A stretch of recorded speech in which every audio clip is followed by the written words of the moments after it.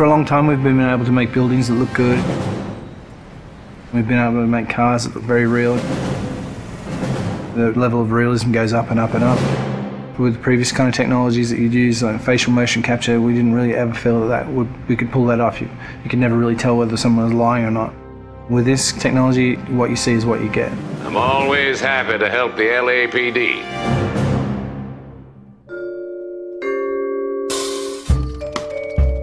We started research on it about 5 years ago. Back then, only research groups were really doing it, this kind of 3D mesh generation from optical cameras. We thought that there might be some application for what we were doing, and this story is a detective story, so the believability of the actors' performances is key to gameplay.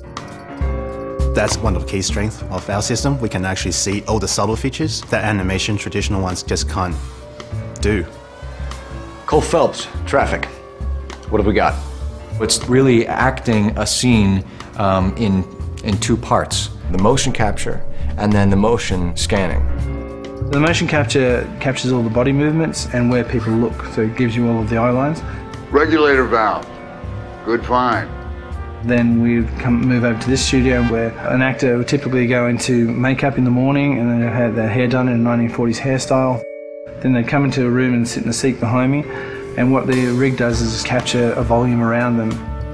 You've got cameras not only around, but also looking upward and downward as well. So any kind of movement is going to cut out some of the information. And they deliver their lines, and as they talk, they get processed and turned into 3D. And action.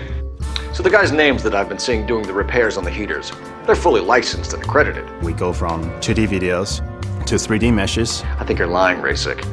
I think some of your men aren't fully licensed. To compressed versions for the game.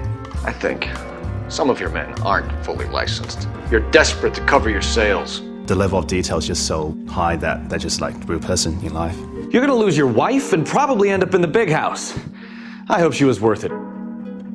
Being in the depth analysis room is a process that most people have never experienced. It's such a new technology. It's a constant close-up is what it is, but it's a close-up from 360 degrees. There's something pretty special about knowing that you will be recreated, but in another type of form. I saw myself today. Blow it off, Cole. These artsy-fartsy types always get a little flighty. It's me. LAPD, drop the weapon! Hey, you think I'm some kind of nut job? What proof have you got? A big theme of this game is dishonesty and to detect when people are lying. You couldn't have done that in the past. Why are you lying to me, Varley?